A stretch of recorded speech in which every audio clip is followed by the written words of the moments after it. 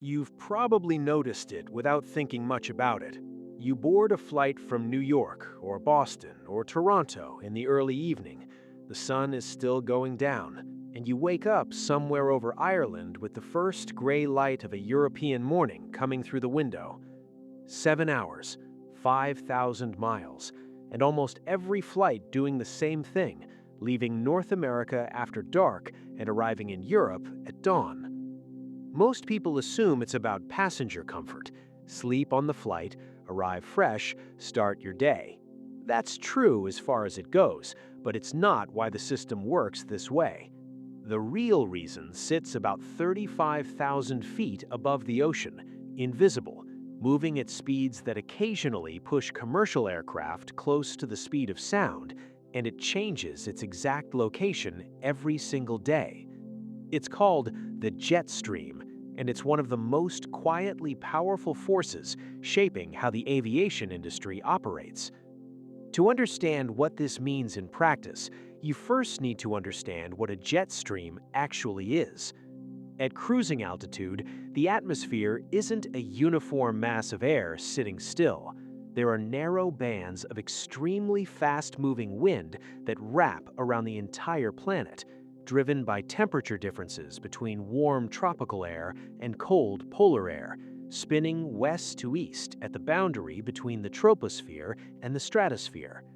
In the northern hemisphere, the polar jet stream typically runs somewhere between 30,000 and 40,000 feet, exactly where commercial aircraft spend most of their time. Wind speeds in the core regularly reach 100 to 150 knots.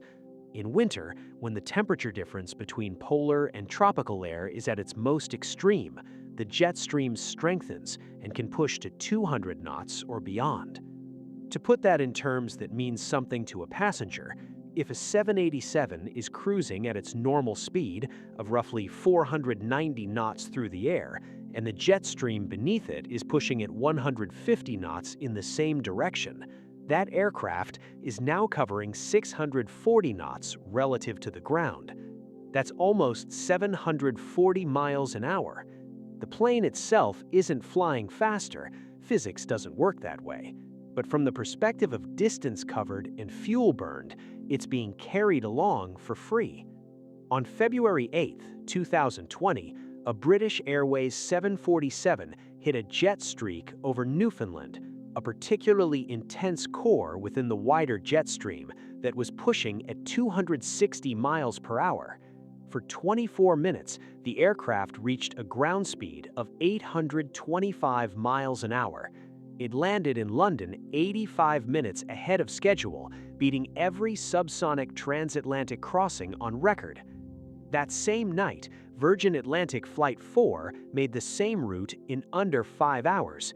The passengers thought they'd had a slightly short overnight flight. They had in fact just broken a record. The obvious question is why this doesn't happen on every flight.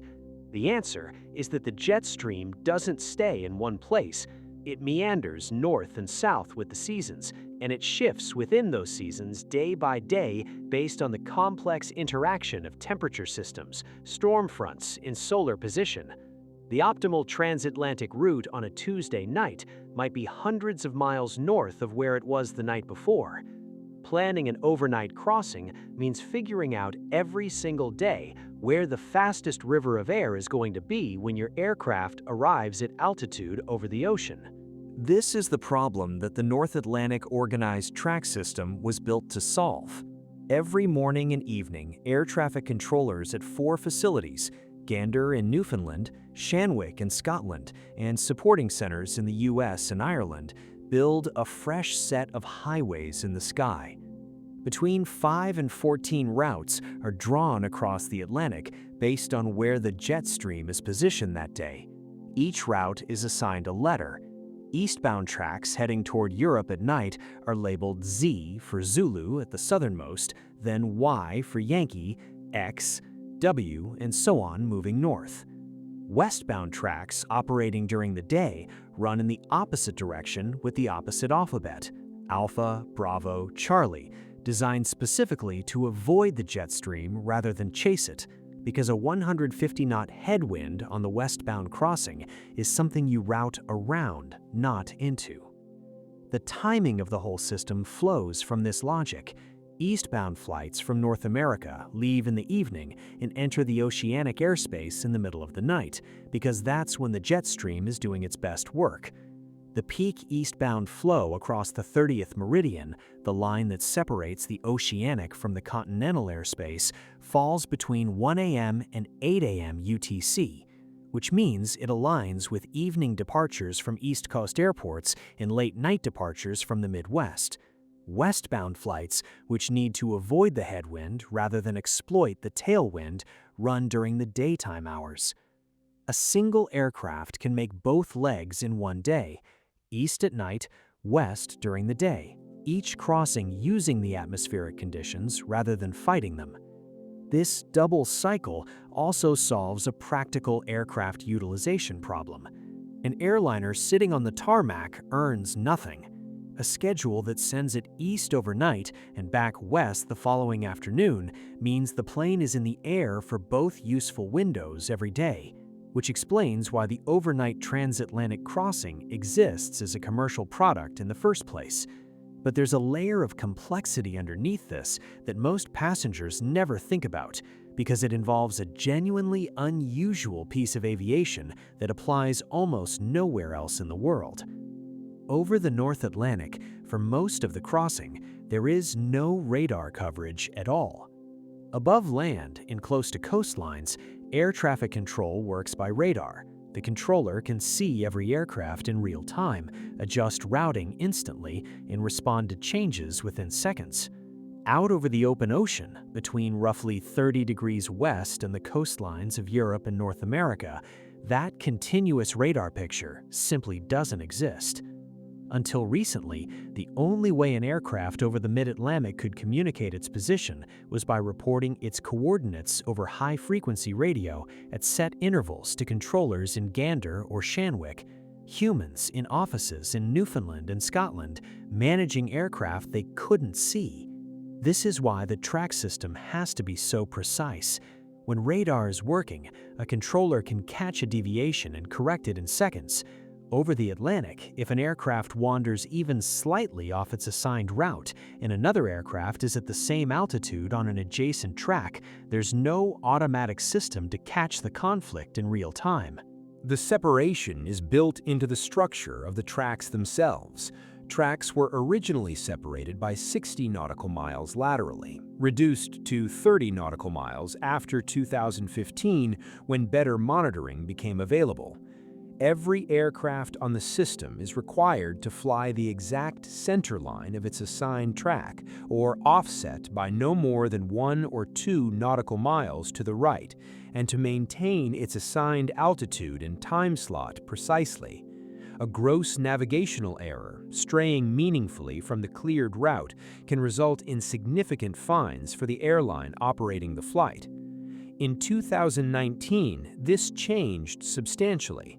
A network of 66 Iridium satellites now provides space-based ADS-B coverage across the entire North Atlantic, which means for the first time in aviation history, controllers can see every aircraft over the ocean in close to real time. The old HF radio reporting system still runs as backup, but the fundamental limitation that shaped the track system, the absence of radar, no longer fully applies. The track system remains, partly because the logic of concentrating traffic in the jet stream is still sound, and partly because changing a safety framework that has worked reliably for 60 years requires extensive coordination and evidence. That evidence is accumulating. Recent research suggests that random routing, allowing airlines to file their own preferred paths based on their flight management computer's real-time calculations rather than fitting onto pre-published tracks, can actually outperform the organized system on some days, particularly when the jet stream is broad and weak and the core benefit of track concentration is lower. Some flights already operate on random routes rather than the organized tracks, and the balance between the two may shift further as space-based surveillance matures.